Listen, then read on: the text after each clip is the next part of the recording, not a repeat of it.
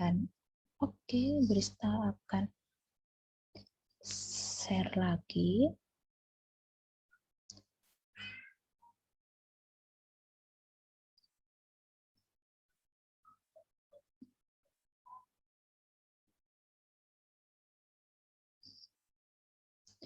Oke, jadi teman-teman, pada materi perkuliahan hari ini kita akan membahas kilas tentang tabel kematian. Tabel kematian adalah bahasa Indonesia atau terjemahan dari life table. Jadi, ketika kita menggunakan istilah tabel kematian, bahasa Inggrisnya itu bukan death table, tapi life table. Orang demografi harus paham. Orang kesehatan harus paham kalau tabel kematian itu bahasa Inggrisnya life table, bukan death table. Dan ini bukan kesalahan kesalahan teknis atau kesalahan translate, tapi memang sudah disepakati bersama bahwa life table awalnya itu kan teori-teori tentang life table, perhitungan life table itu kan dari luar negeri, dari ahli-ahli kesehatan, ahli demografi dari luar negeri. Mereka menggunakan istilah life table.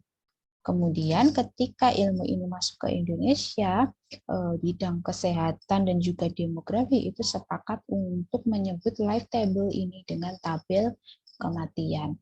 Kenapa sih tabel kematian disebut life table? Kenapa life table itu disebut tabel kematian? Nah, ini nanti ada kaitannya dengan pengertian dari life table itu sendiri.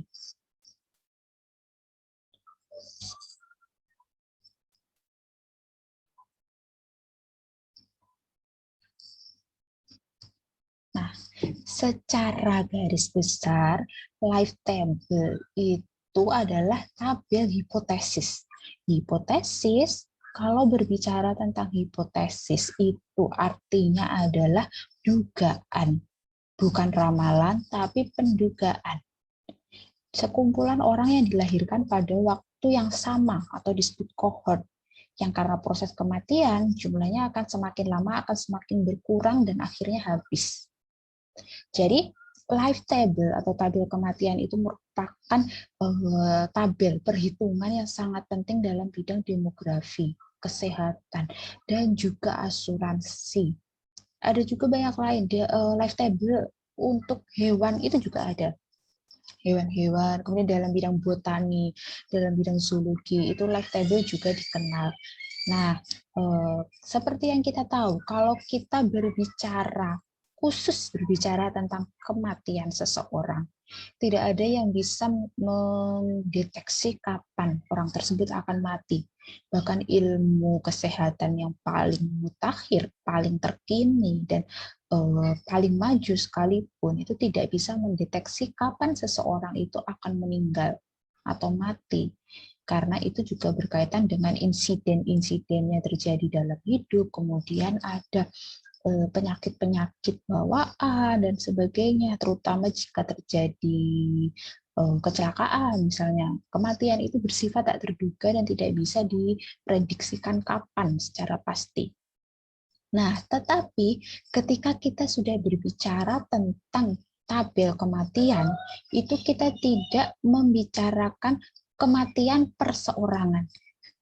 Bukan perusahaan perseorangan ya, tapi kita tidak membicarakan kematian perseorangan, kematian secara individu.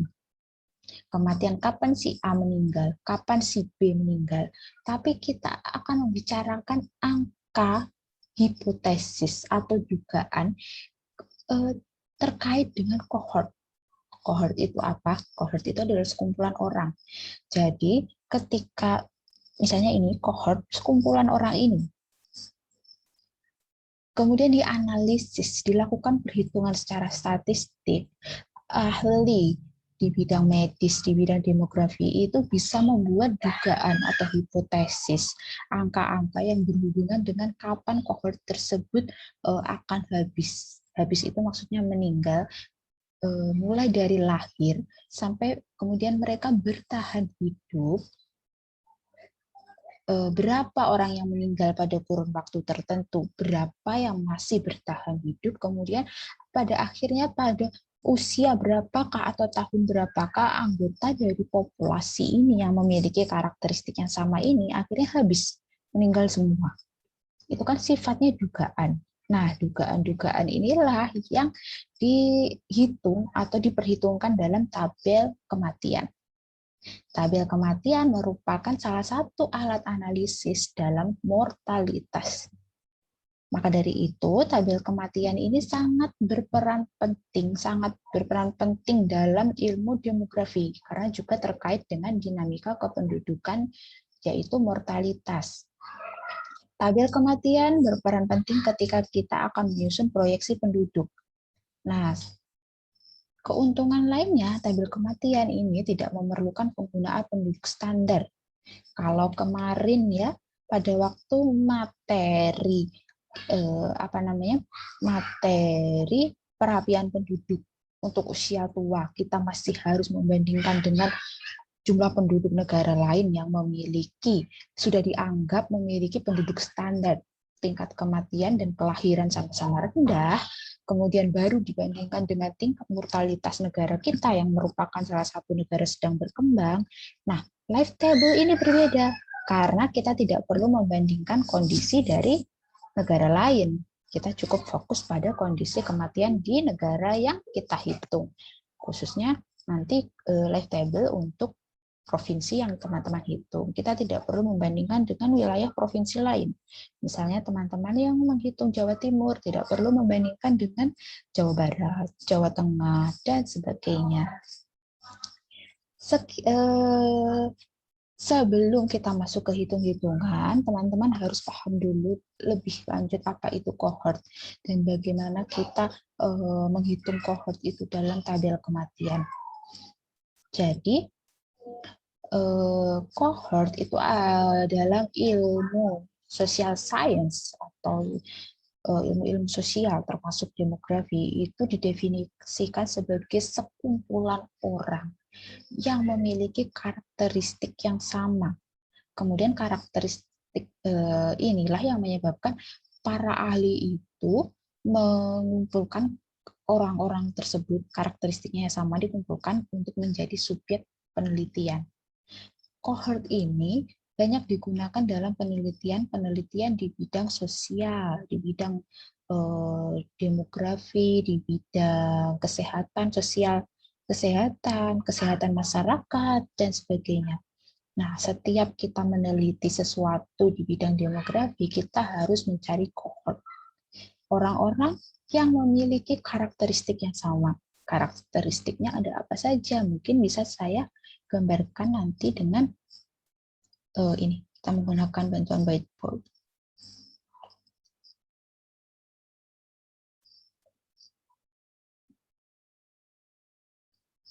Oke, kita berbicara tentang cohort. Cohort dalam ilmu demografi sangat populer. Kita bisa garis besarkan pada karakteristik yang sama. Contohnya, kalau karakteristik yang sama itu adalah, misalnya, ada umur,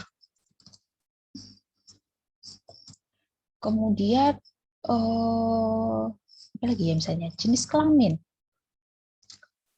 Cohort. Maaf Bu, saya terlambat Bu, karena iya Mbak Fatu ya. Iya, tidak apa-apa. Oke. Cohort ini terdiri memiliki karakteristik yang sama. Karakteristik ini bisa yang bersifat takdir. Seperti umur, kapan kita dilahirkan itu kan tidak bisa kita rekayasa ya. Saya berumur 29 itu adalah takdir. Saya lahir tahun 92 itu adalah takdir gitu. Jadi merupakan karakteristik alami yang saya bawa mulai dari saya sejak lahir. Kemudian tingkat pendidikan misalnya. Cohort sosial, tingkat pendidikan, ada jenis pekerjaan. Banyak sekali cohort-cohort itu yang diambil karakteristiknya itu sesuai dengan tujuan penelitian. Tingkat pendidikan, jenis pekerjaan, kemudian misalnya usia kawin pertama. Ini banyak sekali digunakan dalam survei demografi dan kesehatan Indonesia. Salah satu sumber utama dalam data kependudukan, data demografi, itu berasal dari SDKI ini. Nah, SDKI ini berbeda dengan sensus. Kalau sensus, semua orang yang ada di Indonesia itu ditanya, didata. Tapi ketika kita masuk ke dalam metode survei, kita membutuhkan sampel. Sampel di sini, sebelum masuk ke sampel, kita membutuhkan populasi. Populasinya itu siapa? Dalam sebuah penelitian apapun, penelitian yang bersifat sosial dan kuantitatif, bukan kualitatif ya, kita pasti akan membutuhkan populasi. Populasi dalam statistik nanti teman-teman juga akan selalu bersinggungan dengan populasi dan sampel. Populasi, semua, kalau kita berbicara orang yang ingin diteliti. Yang diteliti. Atau biasa disebut semua orang yang diteliti adalah objek penelitian. Atau subjek penelitian. Dari tahu ngeblank sih. Semua orang yang ingin diteliti. Ingin diteliti oleh peneliti itu sendiri. Populasi. Misalnya populasi ada 2 juta. Tetapi karena keterbatasan penelitian, kita tidak mungkin bisa meneliti satu persatu 2 juta populasi itu. Makanya kita membutuhkan yang namanya sampel. Sebagian dari populasi. Yang kemudian dilakukan tindakan. Atau diteliti. Mungkin diwawancara, mungkin diteliti tingkat ekonominya dan sebagainya, dilakukan wawancara, dilakukan observasi, sampel itu adalah sebagian dari populasi yang dianggap, nanti ada perhitungannya sendiri kan, yang dianggap mampu mewakili populasi. Nah, ketika kita masuk ke survei demografi dan kesehatan, sampelnya itu biasa disebut dengan kohort. Kohort, tadi kita balik lagi kohort, orang yang memiliki karakteristik yang sama. Ada umur, tingkat pendidikan, jenis pekerjaan, usia kawin pertama, dan lain sebagainya. Bahkan bisa sampai ke ini, pendapatan. Jumlah pendapatan untuk kohort-kohort, misalnya ilmu ekonomi, ilmu sosial ekonomi, untuk dinas sosial, misalnya seperti itu. Nah, jadi perlu ditekankan di sini adalah kohort itu sekumpulan orang yang memiliki karakteristik yang sama. Nah, kohort sintetis itu bisa ini tadi dari tingkat pendidikan, jenis pekerjaan, usia kawin ke pertama dan sebagainya. Kalau kita kembali lagi ke tadi, nah ini. Dalam life table atau tabel kematian, kohort yang diambil itu adalah usia. Jadi karakteristik yang sama dari satu kohort itu adalah usianya. Dan perlu saya jelaskan lagi bahwa pada tabel kematian itu laki-laki, kohort laki-laki dan kohort perempuan itu dibedakan perhitungannya. Karena mereka nanti akan memiliki peluang untuk hidup. Peluang untuk bertahan hidup, keharapan hidup dan sebagainya itu yang berbeda. Nah, jadi kohort itu misalnya di sini karena kita bedakan menurut usia, kita coba lihat dari usia di sini. Pada tahun 1990 itu ada anak-anak yang berusia 0 sampai 4 tahun. Karena ini usianya kelompok 5 tahunan, maka dalam waktu rentang 5 tahun ini dikumpulkan menjadi satu kohort. Kohort usia 0 sampai 4.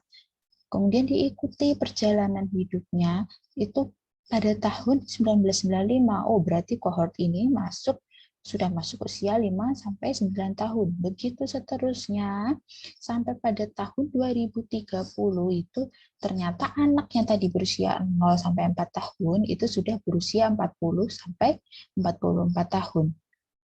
Nah, di life table ini nanti dihitung satu step ke depan 5 tahun berikutnya. Berapa dari kohort 0-4 ini berapa yang masih bertahan ketika mereka masuk usia 5-9 tahun. Sampai sini, di step ini berapa yang masih hidup. Sampai sini juga berapa yang masih hidup, berapa yang sudah mati. Akhirnya sampai ke lanjutannya. Terus begitu. Ini karena slide-nya tidak cukup, ini hanya sampai 40-44, tapi nanti kita bisa menghitung sampai usia berapapun akhirnya kohort itu habis. Jumlah orang yang di sini tadi itu diperkirakan akan habis, seluruh anggotanya meninggal itu pada tahun berapa. Ini tahunnya nanti bisa dihitung melalui life table. Atau ketika sudah masuk usia lansia, yang dari bayi sampai balita ini tadi, ketika sudah masuk usia lansia, misalnya 85 ke atas, itu tinggal berapa sih? Gitu. Misalnya di sini ada 1000. Kemudian, nanti di tahun sekian, ketika mereka sudah masuk usia 85 plus, misalnya, itu berapa sih tinggal? Dari 1000 orang itu berapa sih yang masih bertahan? Misalnya hanya 3 orang, atau hanya mungkin karena kesehatannya sudah bagus, oke lah 10 orang, misalnya seperti itu.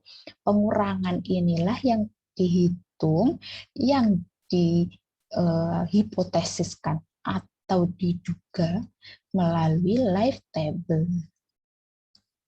Nah, meskipun terdengar menduga-duga kematian kelompok atau menduga-duga kapan kelompok itu akan meninggal, semua itu terdengar tidak begitu penting, kayak receh banget gitu kan ya, buat apa gitu. Tapi ternyata life table ini sangat berguna, bukan hanya hitung-hitungan orang yang kurang kerjaan, tapi life table ini sangat berguna.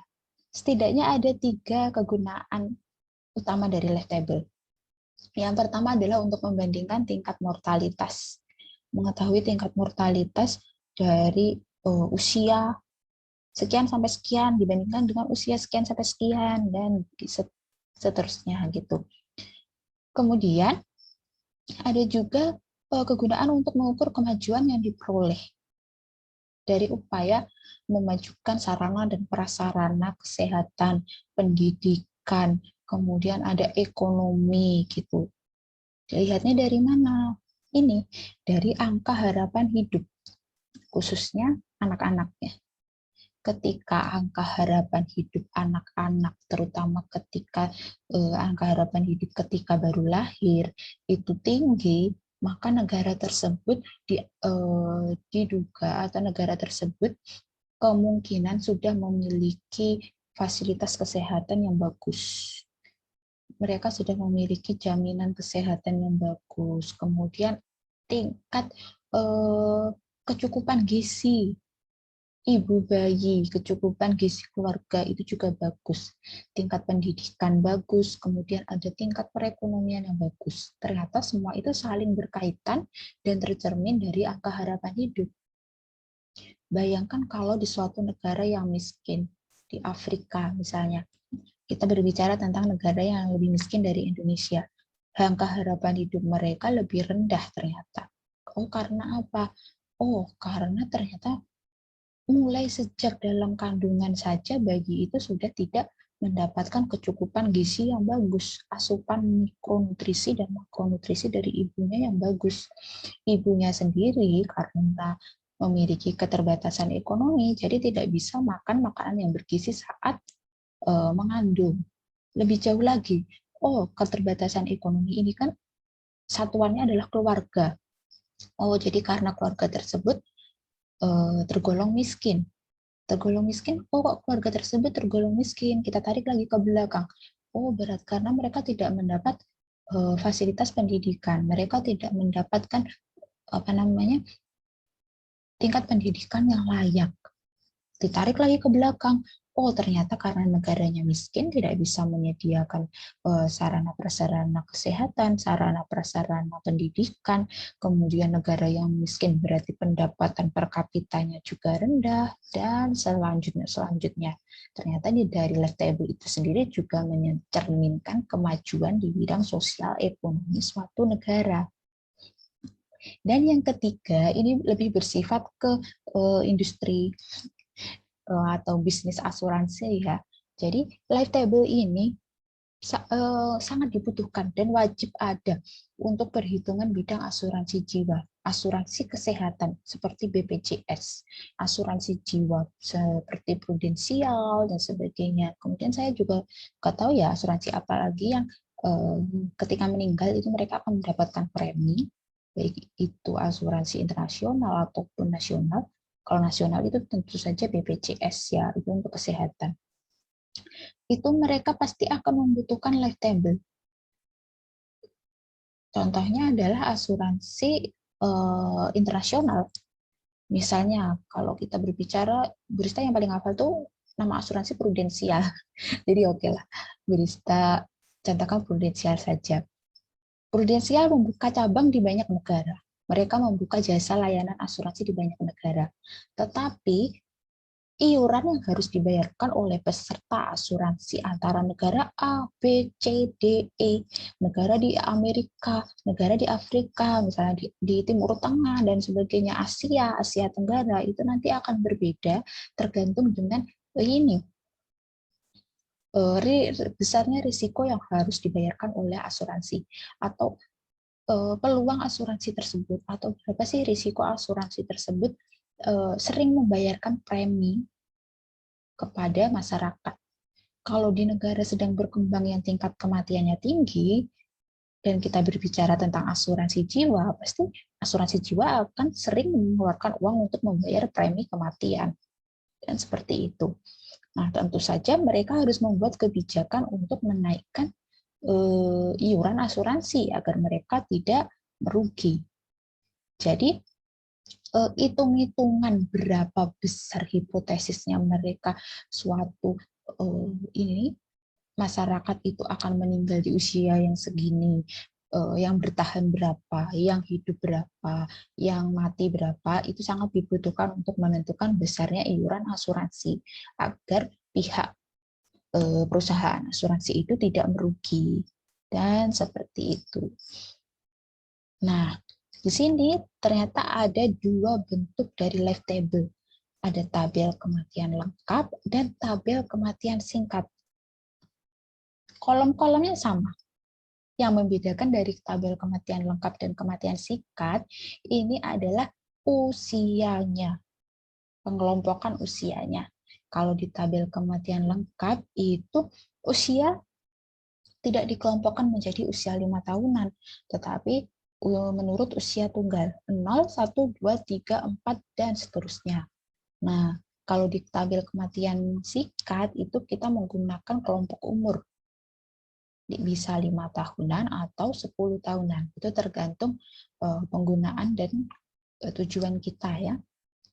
Tapi yang paling umum untuk perhitungan mortalitas suatu negara itu adalah 5 tahunan. Seperti kalau kita mengelompokkan usia dari dari data-data yang dikeluarkan oleh BPS, itu yang paling umum adalah 5 tahunan. Nah, seperti ini bentuknya. Tabel kematian singkat. Usianya 0, 4, 5, 9, 10, 14, gini. Kemudian ada yang di samping kanannya itu ada beberapa kolom. Nah, ini akan dijelaskan nanti dengan simbol-simbolnya apa saja akan dijelaskan. Nah, kalau ini tabel kematian lengkap, interval umurnya adalah 1 tahun, 0, 1, 2, 3, 4, dan seterusnya. Sedangkan kolom-kolom di bagian kanannya itu sama. Hanya interval umurnya yang berbeda. Kematian lengkap 1 tahunan, sedangkan kematian singkat itu 5 tahunan atau 10 tahunan, tergantung kegunaannya seperti apa. Nah, ini saya akan coba mencoba untuk menjelaskan anatomi life table, tapi bagaimana ya biar teman-teman bisa sambil melihat itu tadi bentuk kolomnya. Terus saya akan mengirimkan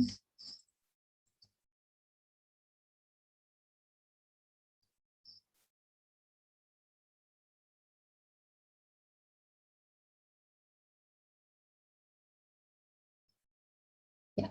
Saya sudah mengirimkan PPT ini lewat chat di Zoom. Teman-teman bisa langsung download.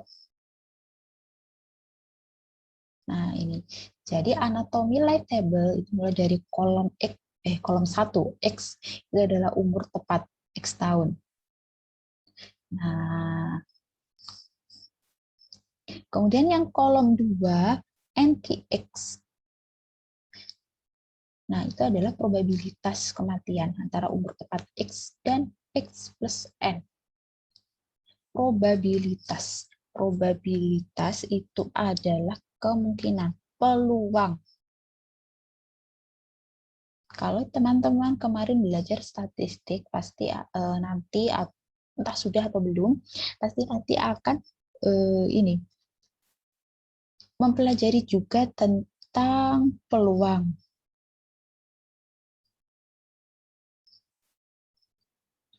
Saya tulis di sini.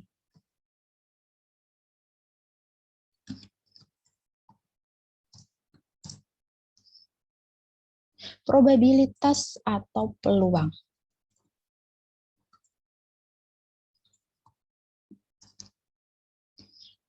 Berapa sih peluang teman-teman nanti untuk ini mendapat nilai A misalnya?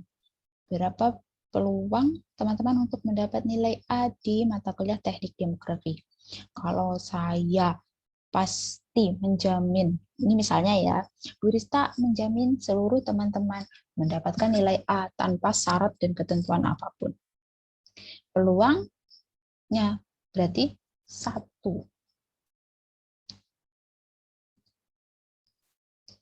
Ketika masih ada syarat-syarat tertentu, itu berarti peluangnya tidak sampai 1. Jika sudah pasti ya, tidak ada kemungkinan lain, itu berarti peluangnya 1. Sedangkan kalau masih ada kemungkinan lain, itu nilainya adalah antara 0 sampai 1. Jadi teman-teman harus mengingat konsep utama dari peluang. Nilai peluang itu adalah 0 sampai 1, 0,5 dan sebagainya. Teori peluang. Probabilitas itu 0 sampai 1. Sedangkan misalnya ada, sebenarnya saya juga paling sebel sama yang namanya peluang itu, karena misalnya seperti ini, kalau teman-teman dulu sering di matematika, berapa peluang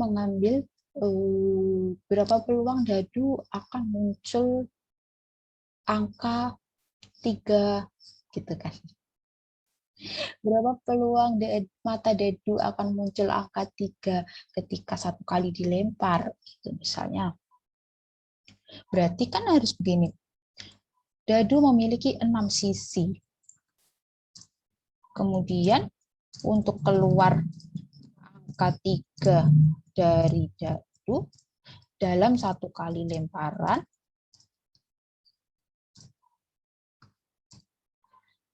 berapa sih? Kan hanya 1 per 6 sisinya, 1 per 6. Kalau dibuat koma-koma berapa ya?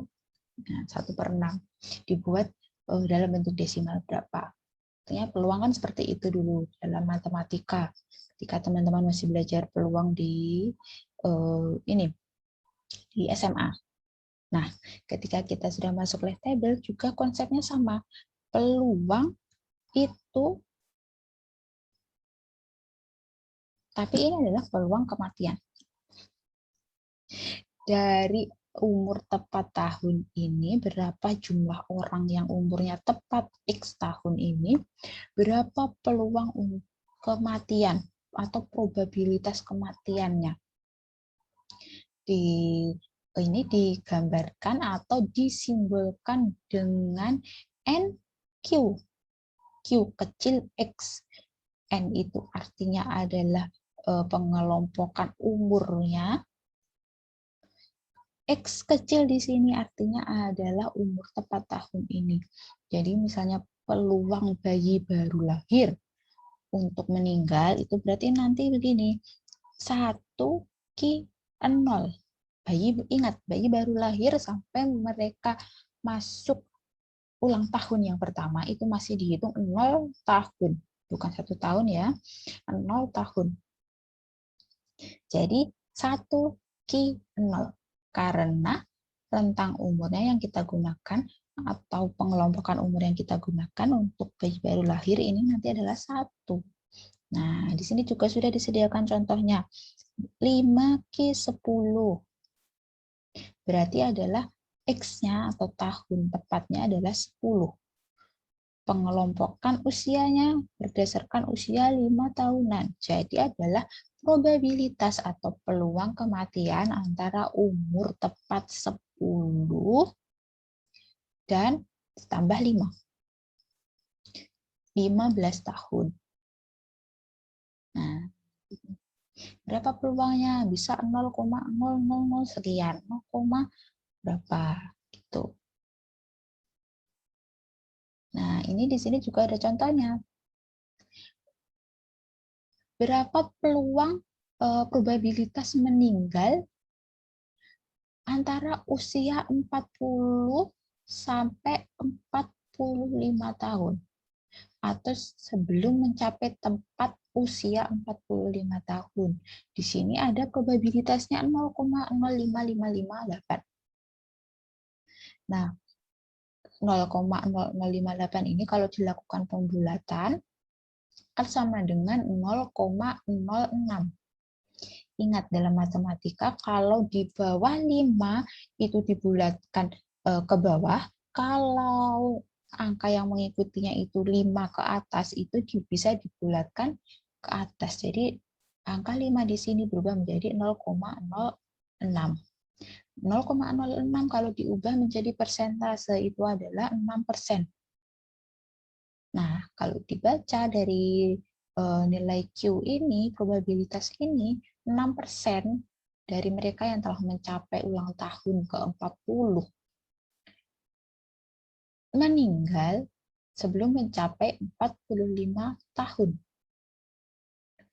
Atau bisa dibilang juga seperti ini, kemungkinan atau probabilitas probabilitas ya. Kalau peluang untuk mati kan seperti peluang itu kan kata yang positif ya. Peluang untuk juara, peluang untuk menang, dan seperti itu. Jadi ketika kita menggunakan peluang untuk meninggal, peluang untuk mati itu kan rasanya janggal sekali. Lebih cocok kalau kita menggunakan probabilitas, karena kata probabilitas itu bersifat netral, ya kan? Jadi probabilitas untuk probabilitas cohort atau kelompok penduduk, bisa laki-laki atau perempuan yang sudah berusia 40 tahun. Tetapi nanti sebelum usia 45 tahun itu ternyata probabilitas mereka untuk meninggal itu sebesar 0,06. Kalau dalam bentuk desimal tidak diberi persen, tapi ketika tidak menggunakan desimal itu kita bisa menyebutnya dengan persen. Probabilitas 1 sama dengan 100%. Probabilitasnya 0, berarti tidak ada harapan sama sekali. Itu artinya 0%. Nah, seperti itu. Di sini juga ada yang penting lagi. Ini adalah, kalau kita lihat dari rentang umurnya adalah berapa orang yang meninggal, bayi yang meninggal sejak ketika saat setelah dia dilahirkan. Otomatis lahir hidup ya, bukan lahir mati. Sampai mereka memasuki ulang tahunnya yang pertama. Di sini frekuensi, bukan frekuensi sih, tapi kita menggunakan umur tunggal, kelompok umur tunggal 1 di sini. Oh, ini ternyata probabilitasnya adalah 0,188 sekian. Nah, ini nilai ini bisa digunakan untuk melakukan perkiraan tidak langsung, indirect estimation of angka kematian bayi. Jadi bisa diartikan di sini. Ini kalau dibulatkan dan diubah menjadi persen, itu menjadi 19%. Jadi kemungkinan bayi yang baru lahir sampai dia memasuki usia tepat ulang tahun yang pertama atau mencapai tepat umur 1 tahun itu sekitar 19%-nya itu meninggal. Atau gimana ya? 19% dari jumlah kelahiran di tahun sekian misalnya sampai mencapai usia 1 tahun itu sekitar 19%. Oh, tinggi sekali ya. Misalnya dari 100 bayi itu 19-nya kemungkinan meninggal. Seperti itu. Nah, kalau ini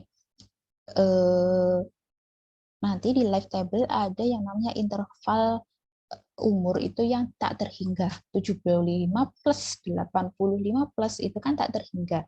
Jadi simbolnya di sini interval umurnya digunakan simbol W atau W. Oh, di sini ternyata probabilitas untuk meninggal setelah usia 75 tahun itu satu bulat. Artinya mereka pasti akan meninggal setelah mencapai usia 75 tahun. Dan seperti itu. Nah, kemudian di kolom 3 itu adalah, sorry ini kok.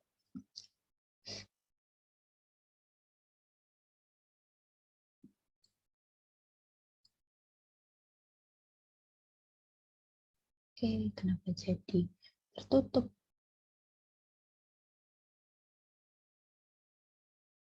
Nah, kolom 3, kalau tadi adalah Q, ya tadi adalah Q, probabilitas orang yang meninggal berapa, setelah dikurangi dengan probabilitas orang yang meninggal akan ketemulah kolom yang ketiga, LX. Ini bukan I besar ya, tapi L kecil, life.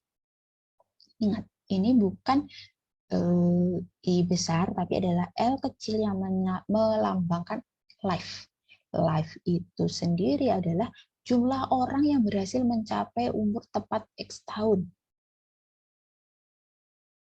Jadi kalau di sini L0 adalah jumlah orang yang berhasil lahir atau berhasil hidup sesaat setelah dilahirkan, bertahan hidup setelah ada tanda-tanda kehidupan. L1 adalah berapa jumlah bayi yang sesaat ketika lahir itu bisa sesaat setelah dilahirkan itu bisa mencapai ulang tahun yang ke-1. Nah, ini L5 berapa sih jumlah orang yang berhasil hidup atau survive gitu kan sampai ulang tahunnya yang ke-5. Nah, L0 itu tidak ditentukan secara sembarang ya. Jadi seperti angka dasar atau misalnya untuk memudahkan perhitungan dasar itu mereka menggunakan angka 100.000. Teman-teman nanti daripada susah itu juga bisa menggunakan radix 100.000 L0. Nah, L0 sendiri itu juga bisa disebut dengan radix tabel kematian, yaitu jumlah orang yang akan diikuti. Nah, jadi di sini L0 ini live jumlah orang yang berhasil survive pada usia saat setelah dilahirkan, tepat pada saat lahir gitu kan. Itu nanti ialah yang akan dikumpulkan untuk menjadi cohort.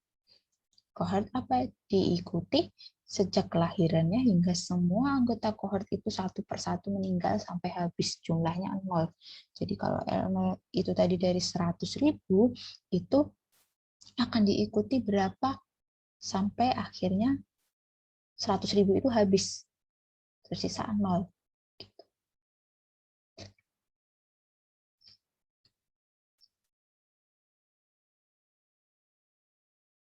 Nah, kenapa kita menggunakan angka 100.000, itu kita menggunakan angka yang genap.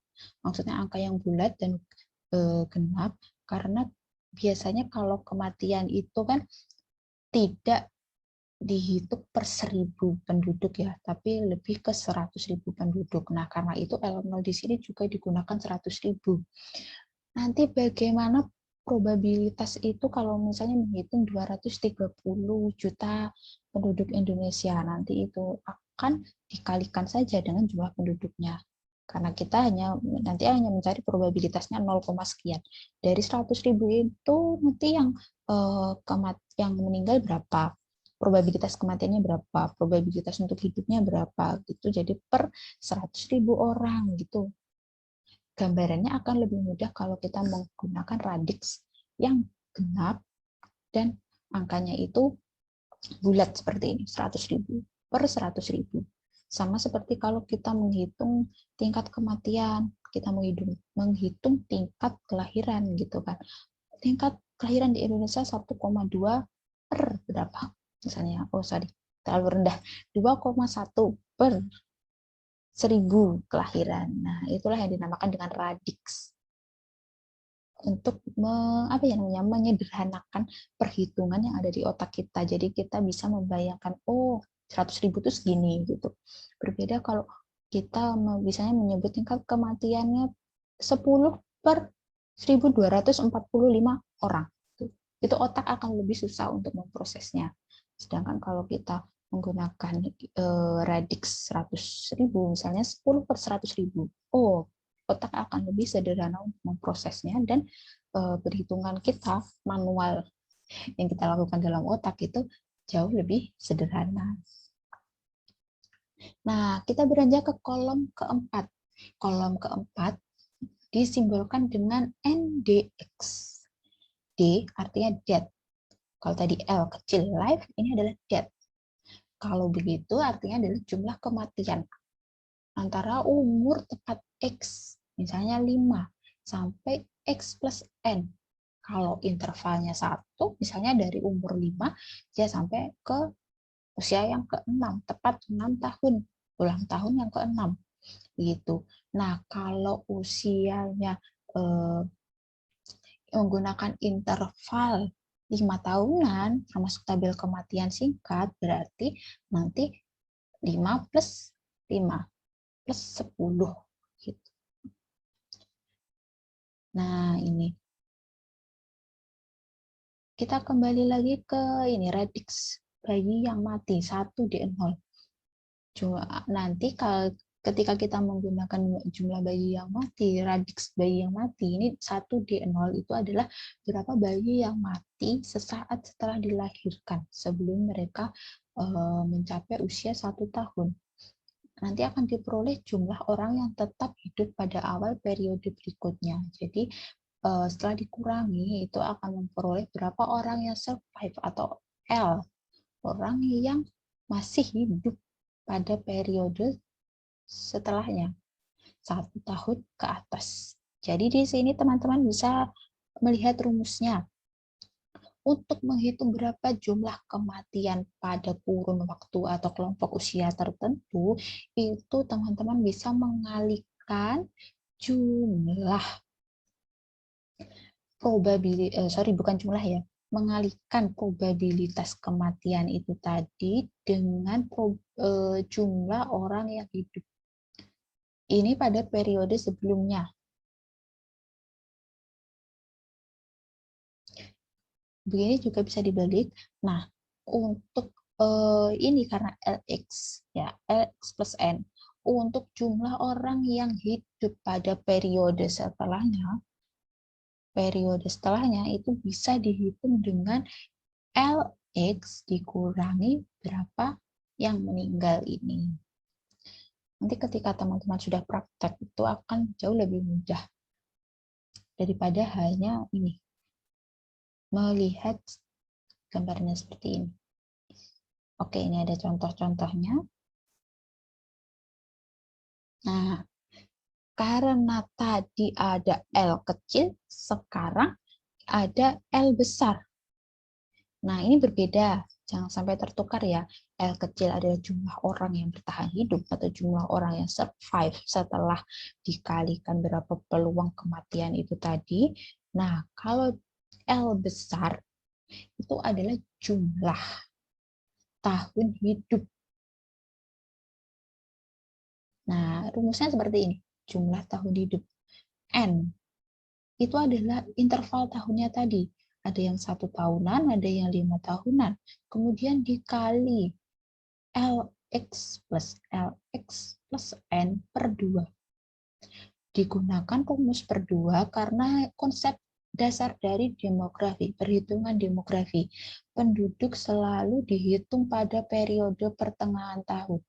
Karena dianggap antara semester 1, pengurangan kematian antara semester 1 dan semester 2 itu merata di setiap semesternya. Jadi kematian tidak hanya terjadi di awal tahun atau akhir tahun, tetapi juga terjadi di semester 1, semester 2 secara simultan, terus-menerus terjadi.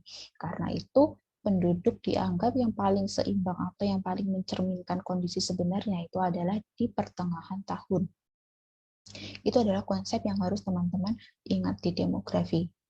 Seperti pada saat sensus selalu dilakukan pada bulan Juni. Pertengahan tahun itu dianggap bulan pertengahan dari 12 bulan yang ada, 1 sampai 30 Juni. Perhitungan-perhitungan survei demografi yang lain itu juga selalu dilakukan pada periode pertengahan tahun.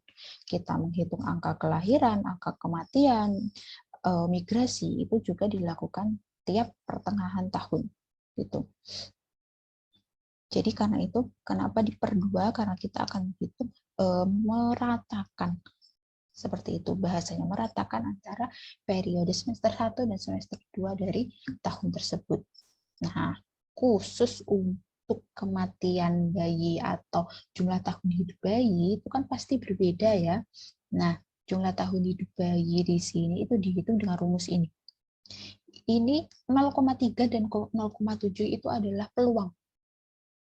Kalau di jumlah 0,3 dan 0,7 itu kan 1. Jadi peluang untuk tetap hidup atau survive. Yurista bilangnya begitu biar lebih mudah. Peluang untuk survive sejak sesaat setelah dilahirkan ditambah peluang untuk mencapai ulang tahun yang pertama. Harap diingat, perhitungannya adalah 0,3 plus L0 plus 0,7 L1. Jumlah tahun hidup. Nah, untuk kelompok umur yang tertua ini asumsinya berbeda dengan kelompok-kelompok umur yang ada di tengah dan sekelompok umur anak-anak setelah mencapai usia 1 tahun. Jadi pada akhir interval ini dianggap tidak ada yang hidup. Jadi mereka kan setelah mencapai usia 75 plus, ketika ini kita menggunakan interval terbuka, nanti kan asumsinya pasti mereka akan mati. Mereka akan habis entah pada usia berapa, 75 plus 75 saja sudah ada yang meninggal. Kemudian di usia 76 juga akan berkurang banyak.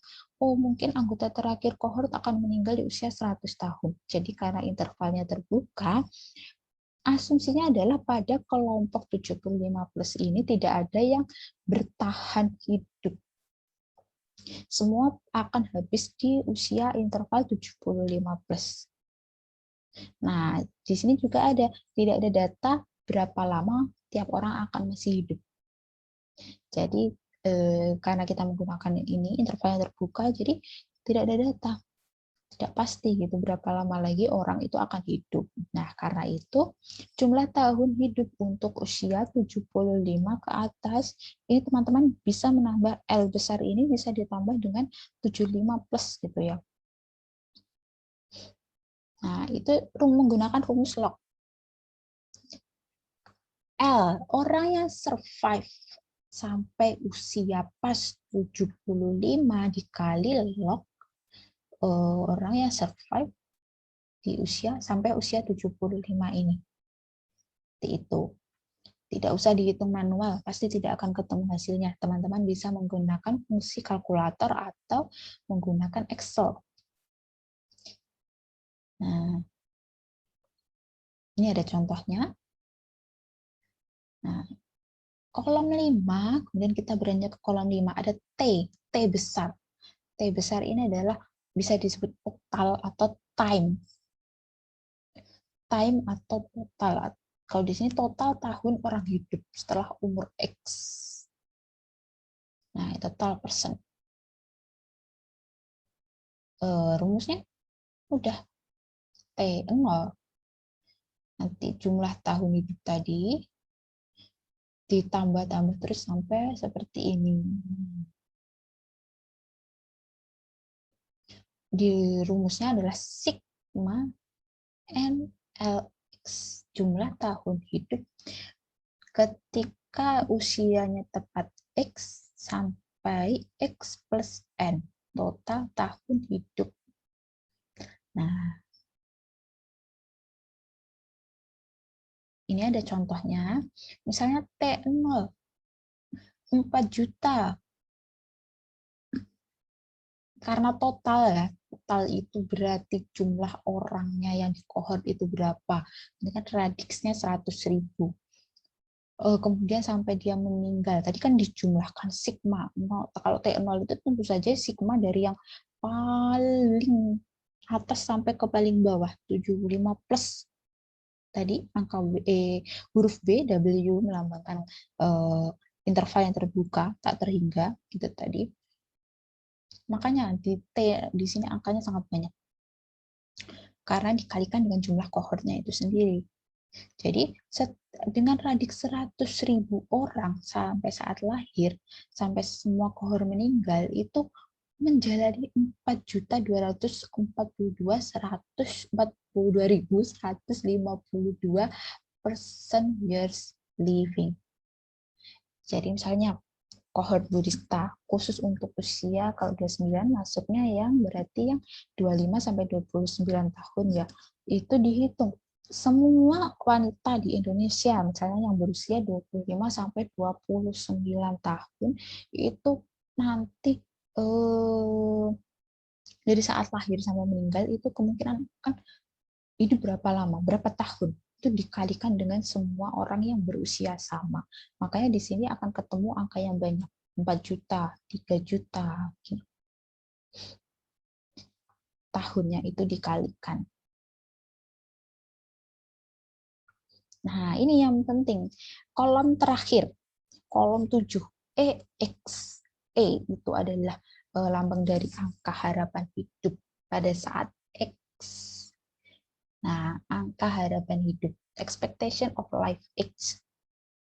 Nah, angka harapan hidup sendiri itu adalah rata-rata hidup yang dijalani oleh seseorang anggota kohort setelah ia mencapai ulang tahun yang ke X. Jadi angka harapan hidup itu tidak bisa dihitung secara personal, secara individual. Bu Rista angka harapannya hidup berapa? Teman-teman di sini angka harapannya hidup berapa? Misalnya Mbak Fatu berapa? Gitu tidak bisa. Tapi itu merupakan gambaran rata-rata. Oh, kalau Bu Rista tadi yang ikut kohort pada saat ini ikut kohort 25 sampai 29, oh angka harapannya hidup berapa ya gitu. Laki-laki, perempuan itu berbeda. Nah, angka harapan hidup ini rumusnya adalah T, tadi T besar, time atau total years living per jumlah orang yang survive, L, life. E0 itu merupakan angka harapan hidup ketika lahir. Ini penting sekali tadi untuk mengetahui kemajuan di bidang pendidikan dan ekonomi suatu negara. Nah, seperti ini. E0, contohnya 42,4 tahun.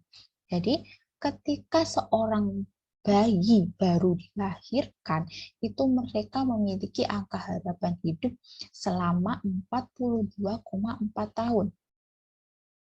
Nah, kalau E5, 52,8 tahun, ini artinya adalah rata-rata seseorang, kalau 5 tahun apa ya, balita? Enggak, rata-rata seseorang yang telah mencapai usia 5 tahun, yang sudah ulang tahun kelima, itu masih sudah tergolong anak-anak berarti ya, rata-rata akan hidup selama 52,8 tahun lagi. Setelah mencapai ulang tahun yang kelima, mereka masih akan hidup 52,8 tahun lagi. Tentu saja itu perkiraan ya, probabilitas atau perkiraan. Probabilitas 0, tadi. Perkiraan dari rata-ratanya gitu. Nah, ini adalah rumusnya. Ini adalah apa namanya? Ringkasan rumus dari tadi, kolom-kolom itu tadi. Juga ada ini rumus untuk open-ended interval 85 plus 75 plus dan sebagainya. Kemudian ini juga untuk menghitung L besar 1, ini juga ada tambahan seperti ini.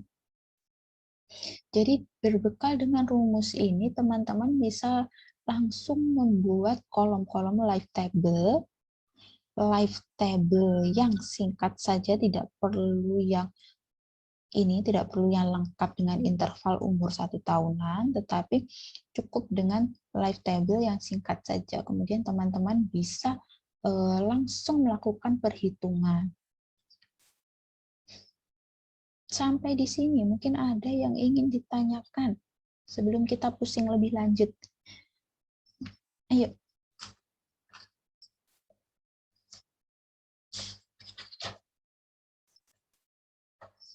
Bu Rista, saya izin masuk, Bu. Iya, Mbak Meika. Iya, sebelumnya itu tabelnya harusnya bukannya ada 7 kolom, Bu. Iya, Mbak. 1, 2, 3, 4, 5, 6. Ini ada 2 versi live table. Di sini yang kolom ke-7 itu kan ada EX plus apa Mbak Meika? Kalau bisa dikasih tahu?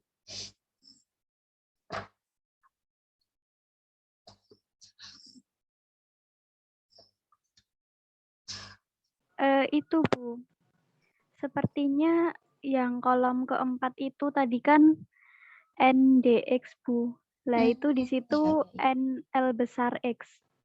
Jadi yang NDX-nya malah hilang, Bu. Itu udah harusnya ditaruh di mana, Bu? Ya, jadi begini. Ada beberapa versi tabel. Live table itu beberapa versi. Yang di sini tuh malah ada yang Burista bilang tadi EX plus N. Itu juga ada. Tetapi kalau hanya sampai angka harapan hidup saja itu sudah benar. Kemudian ada QX probabilitas untuk ini tadi meninggal. Kemudian ada teman-teman juga bisa menyisipkan ini jumlah orang yang meninggal DX di antara kedua kolom ini, LX di sini atau di sini itu bisa. Sebentar, Burista. Ini kan.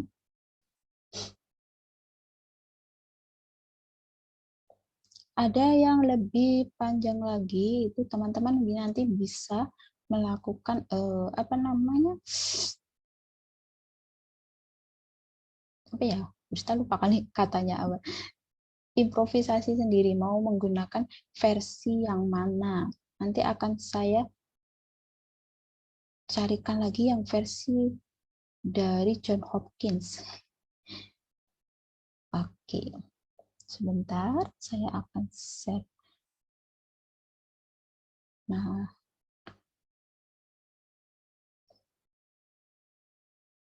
Excel Burista sudah kelihatan? Sudah, Bu. Sudah, Bu. Nah, ini kalau Burista menggunakan ada berapa ya ini? 1, 2, 3, 4, 5, 6, 7, 8, 9, 10. Wah, justru ada 10 kolom live table. Ini juga bisa, format ini juga boleh. Tadi yang hanya 6 itu juga boleh. Jadi silakan teman-teman menggunakan format yang mana. X plus X ini juga bisa digunakan tapi jarang. Jadi kita bisa mendelete kolom yang ini. Tidak usah dipakai, tidak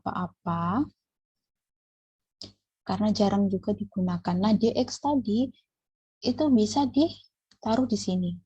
Hati-hati juga, ada beberapa literatur yang ininya ditaruh di sini, QX, ada MX, gitu kan. Ada LX, TX. Itu apa namanya? Diolak-alik, tabelnya itu diotak-atik, diolak-alik kebalikannya, dan seperti itu. Nah, untuk ini tadi kan kemungkinan untuk mati. Ada ahli yang hanya menuliskan kemungkinan untuk mati. Sedangkan di sini ada juga ahli yang menambahkan untuk PX ini, ahli yang menambahkan kemungkinan untuk hidup. PX ini tentu saja adalah ini. Kalau kemungkinannya 100% itu kan 1. Jadi kemungkinan untuk hidup itu 1 dikurangi kemungkinan untuk mati.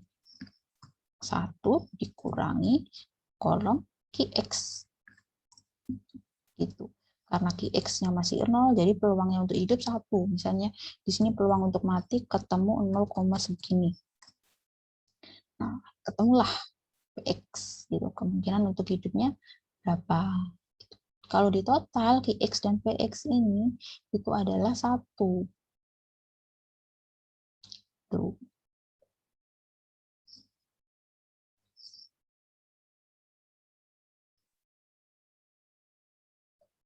Kalau mau yang super komplit, teman-teman bisa menggunakan ini,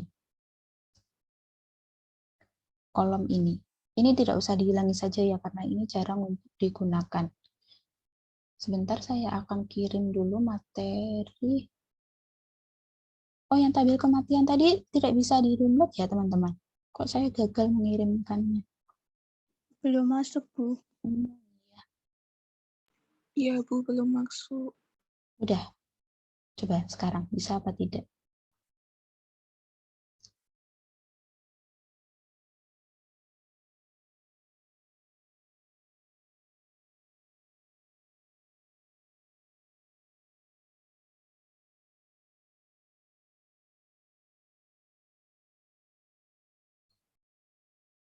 Kemudian saya akan mengirimkan satu lagi apa namanya, contoh perhitungan dari John Hopkins University. Sebentar, saya cari dulu. Di mana?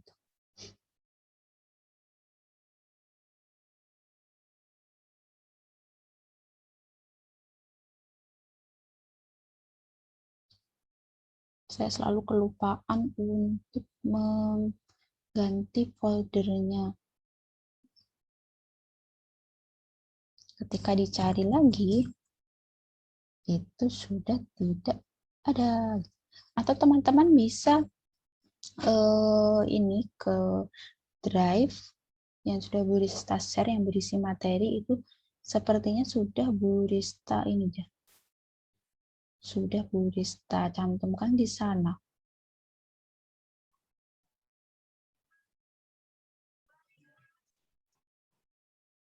Ada di sini.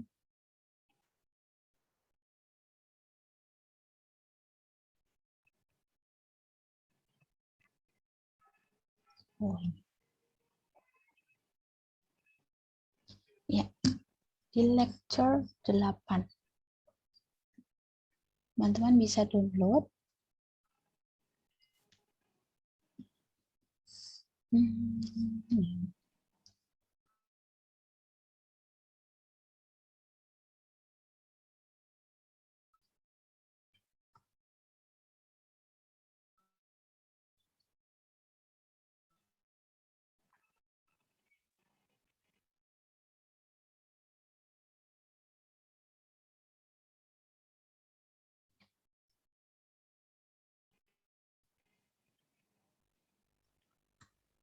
Nah, ini seperti yang Bu Rista tampilkan di layar.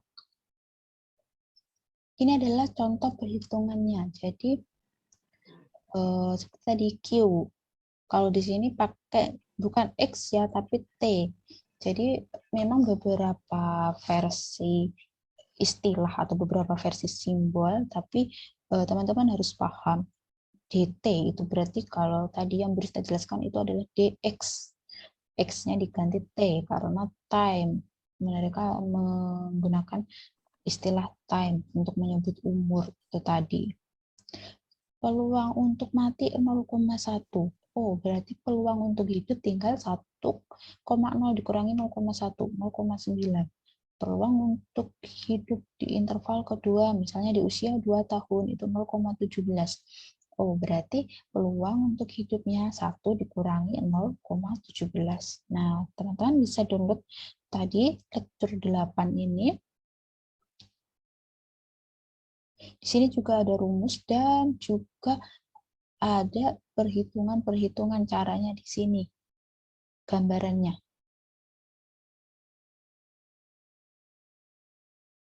Ini tabelnya dipotong ya. Dilakukan perhitungan dulu tahap demi tahap. Misalnya menghitung yang P besar ini dulu. Kemudian nanti akan dilanjutkan ke ini. Nah, ini.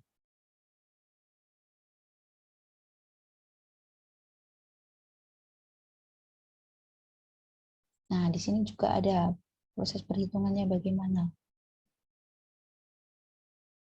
Kalau di sini, kalau kita tadi menggunakan L besar, kalau di sini menggunakan L aksen, seperti itu.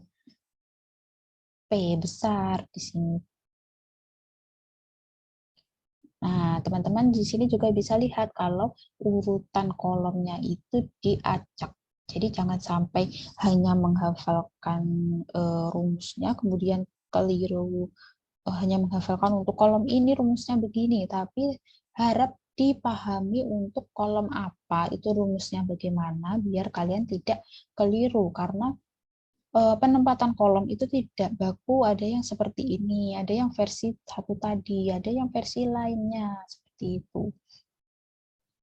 Nah, ini ada perhitungannya.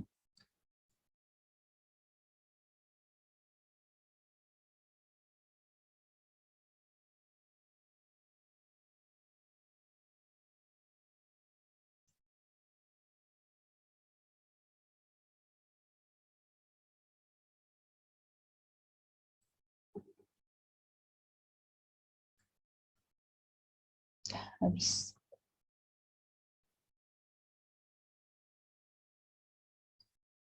Seperti ini. Ini tidak ada X-nya justru.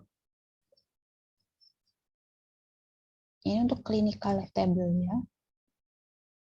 Jadi untuk keperluan klinis menghitung seperti survive, berapa peluang untuk survive dari penyakit cancer dan seperti itu.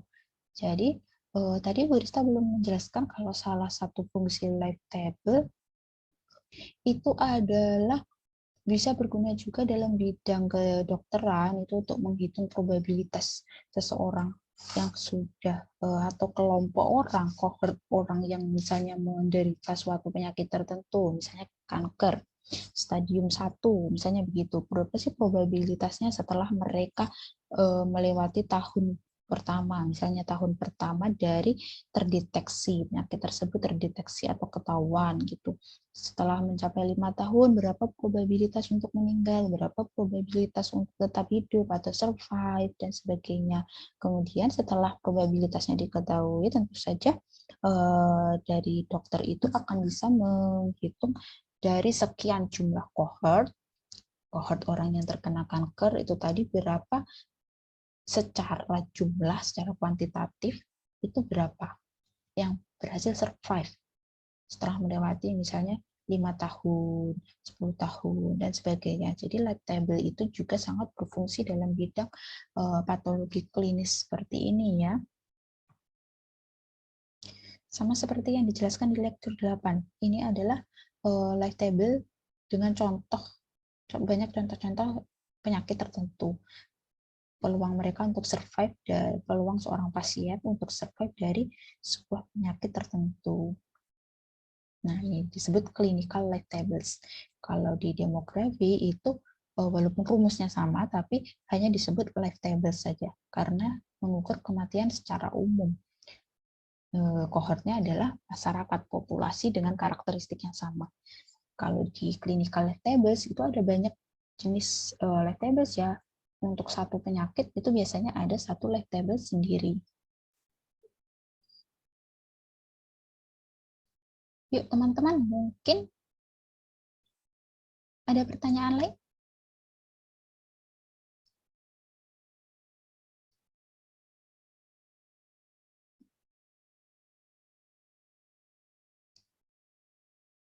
Izin bertanya lagi, Bu. Iya, Mbak Meka, silahkan. Sebelumnya terima kasih atas jawaban sebelumnya, Bu. Saya izin bertanya lagi. Tadi kan saya kurang menyimak yang bagian radix itu tadi, Bu. Yang dimaksud radix itu jumlah orang pada awal kohort atau bagaimana ya, Bu? Minta tolong dijelaskan ulang, Bu. Terima kasih. Iya, oke. Saya akan cari ininya dulu, PPT-nya dulu. Ini ya tadi, oh bukan.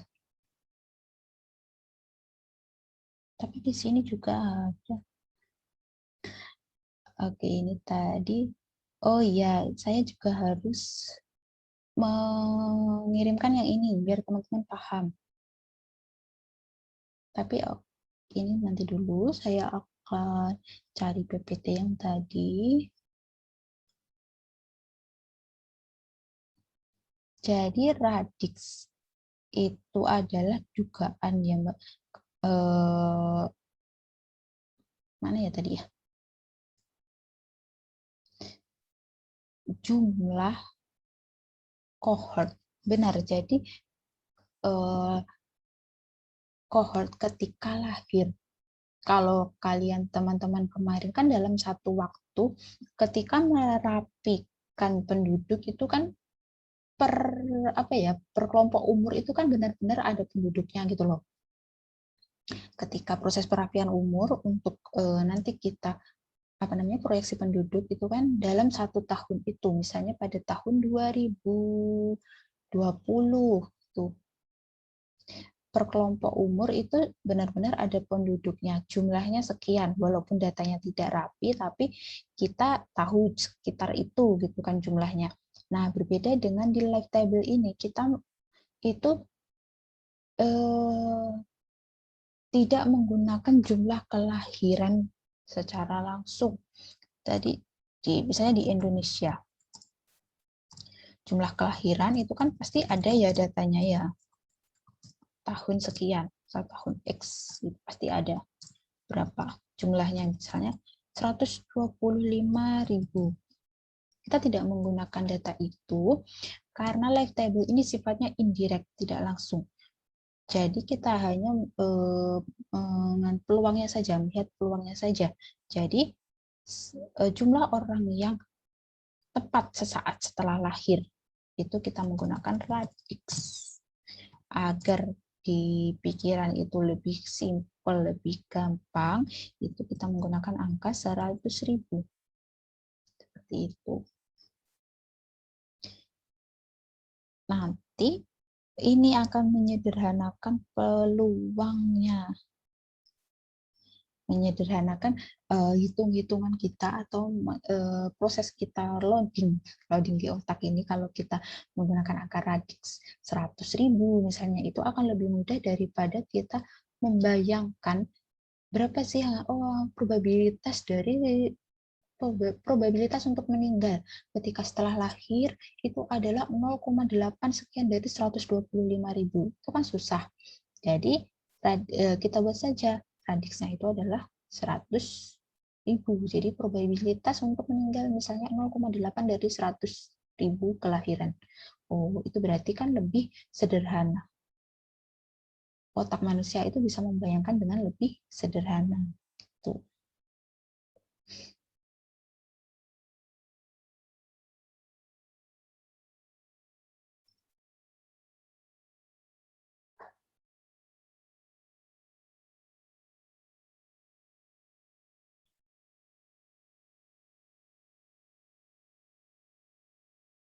Nanti ketika teman-teman harus mengisi live table, itu lihat ini radixnya juga 100.000 kan. di sini biasanya kan ada hitung-hitungan kalau dalam dunia nyata, maksudnya dalam perhitungan statistik demografi yang nyata itu oke, Monika. Itu sudah ada peluang probability hasil statistik ini. Kemudian kita tinggal menghitung berapa survivors-nya. Nah, nanti khusus untuk live table ini Bu Rista akan membuatkan tabel.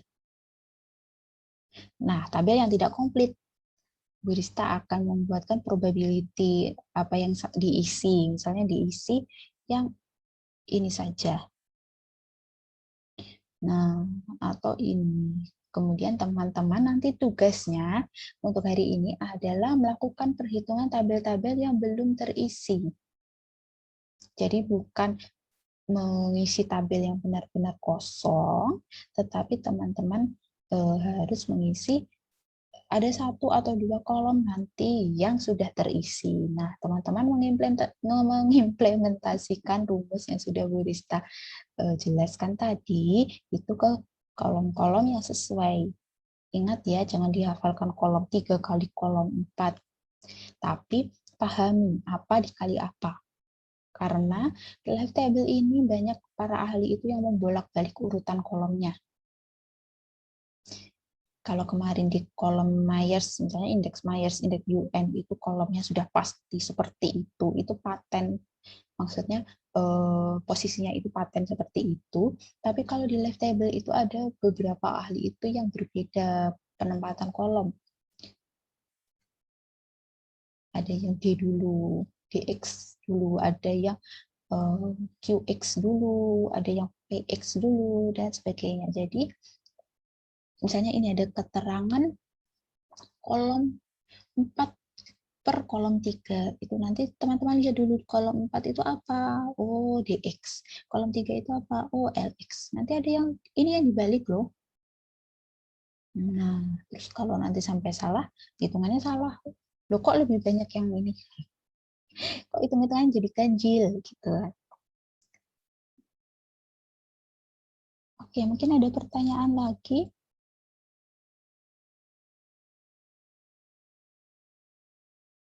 Contohnya adalah seperti ini. Tapi bukan ini ya, nanti soalnya akan Bu Rista buatkan lagi. Nanti malam akan Bu Rista kirimkan di... Enaknya di mana teman-teman?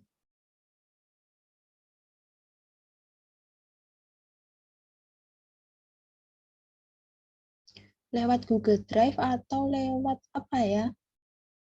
Mungkin lewat Google Drive yang kemarin diberikan sama Bu Rista, mungkin Bu. Yang kemarin ada di deskripsi grup.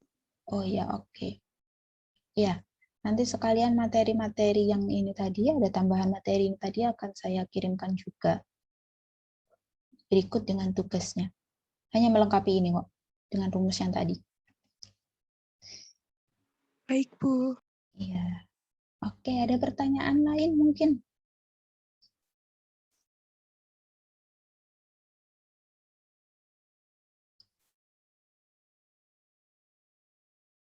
Jangan lupa minggu depan UTS. Teman-teman belajar. Karena sudah masuk minggu ke-8, teman-teman akan menjalani UTS. Materinya adalah mulai dari pertemuan pertama sampai dengan pertemuan hari ini. Dan karena kita ini mata kuliahnya bersifat praktikum, maka teman-teman juga punya kewajiban untuk mengumpulkan laporan praktikum. Laporan praktikumnya adalah proses perhitungan yang sudah Bu Rista minta untuk dicicil kemarin dari pertemuan-pertemuan sebelumnya yang belum dikumpulkan sampai ke live table ini. Dijadikan satu ini saja ya, satu laporan biar lebih simpel. Itu untuk satu kelompok, Bu, masing-masing kelompok. Iya, masing-masing kelompok. Dan nanti ini aja, tolong dikirimkan, ini kan minggu depan ya, mungkin weekend minggu depan itu batasnya, deadline-nya weekend minggu depan itu tolong dikirimkan lewat Google Drive saja. Karena kalau di OCW itu memang ada record-nya, tapi ini banyak yang fail. Yang ada beberapa mahasiswa itu yang fail entah kenapa untuk mengirim tugas, dan itu ini kalau sudah sekali mencoba itu tidak bisa diulangi lagi gitu. Saya juga tidak bisa berbuat apa-apa kalau seperti itu, kan kasihan teman-teman. Jadi kita kirimnya lewat Drive saja nanti ya, lewat Google Drive. Nanti akan saya sediakan tempatnya, foldernya, teman-teman bisa mengirimkan laporan praktikum di sana gitu. Ya, mungkin ada pertanyaan lain.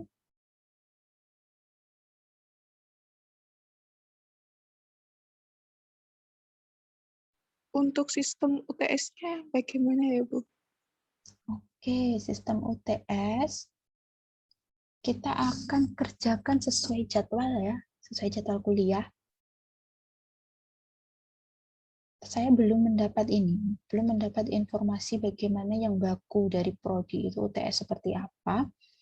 Nanti coba saya tanyakan, kalau memang ada yang baku, misal harus begini gitu ya, kita terpaksa untuk mengikutinya. Tapi kalau tidak ada ketentuan yang baku bagaimana, ya kita cukup pakai Google Drive. Nanti akan saya berikan tenggang waktu itu sesuai dengan jadwal perkuliahan kita biar tidak tumpuk dengan mata kuliah lain. Kemudian ada yang bertanya kemarin apa harus on cam Bu gitu. Saya bilang nggak usah lah, nggak apa-apa. Kalau memang prodi tidak tidak membuat peraturan harus on cam, kemudian teman-teman harus standby di depan Zoom seperti itu. Tidak usah kita tidak usah on cam. Teman-teman bisa mengerjakan sambil rebahan dan sebagainya. Yang penting adalah kejujurannya. Burista percaya karena teman-teman sudah dewasa, pasti teman-teman bisalah bersikap jujur. Oke, Bu. Makasih, Bu. Iya. Oke, mungkin ada pertanyaan yang lain.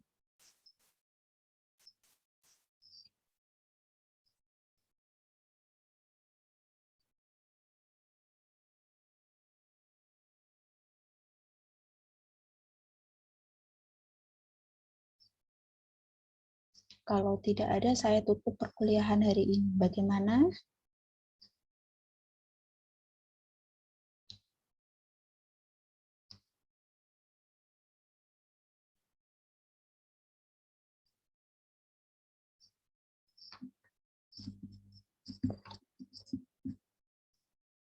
Live tabel Bu. Iya, gimana Mbak? Berarti ini untuk masalah pengumpulan tugasnya itu dari mulai yang perapian umur sampai dengan yang live tabel ini, Bu. Iya, betul. Baik, Bu. Terima kasih. Maaf, Bu, itu dibuat laporan apa hanya tugasnya saja begitu, Bu? Dibuat laporan ya Mbak, laporan praktikum. Teman-teman bisa cari format laporan praktikum di laporan praktikum UNS seperti apa, bisa diikuti. Tapi tidak perlu panjang kali lebar kalau Burista. Basa-basinya tidak perlu banyak-banyak kayak gitu. Iya, Bu, siap. Karena apa? Nanti ini biasanya kita ada monitoring dan evaluasi ya kalau prodi itu. Jadi kalau laporan seperti ini itu juga biasa akan kita tampilkan laporan praktikum dan sebagainya, itu akan menjadi bukti kalau kita memang menjalankan perkuliahan praktikum gitu. Tidak perlu panjang-panjang. Kata pengantarnya tidak perlu panjang-panjang. Cukup intinya saja. Oke, ada pertanyaan yang lain teman-teman?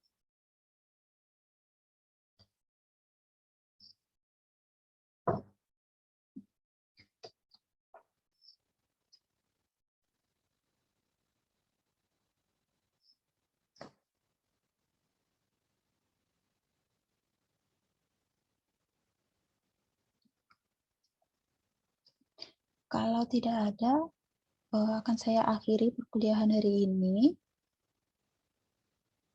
Untuk PPT yang belum saya share tadi akan saya coba dulu untuk cari ininya ya foldernya, karena memang berantakan banget di laptop Burista itu. Belum Burista pindahkan jadi satu folder. Nanti kalau sudah ketemu akan saya kirim di Google Drive yang linknya sama dengan kemarin. Terima kasih untuk kehadirannya hari ini. Mohon maaf karena Burista kemarin tidak bisa mengisi langsung. Dan tetap semangat, kerjakan tugas, dimulai dicicil perapian-perapian, mungkin kemarin bisa dimulai dipindahkan, dirapikan ke Word, biar tidak menggunakan sistem kebut semalam. Kas mahasiswa, sistem kebut semalam. Dan jangan lupa jaga kesehatan, yang sudah waktunya istirahat tadi yang belum sarapan silahkan sarapan. Dan Burista akhiri sampai di sini ya. Assalamualaikum warahmatullahi wabarakatuh. Waalaikumsalam Waalaikumsalam Terima kasih, warahmatullahi Bu Rizky. wabarakatuh. Terima kasih Bu Rista.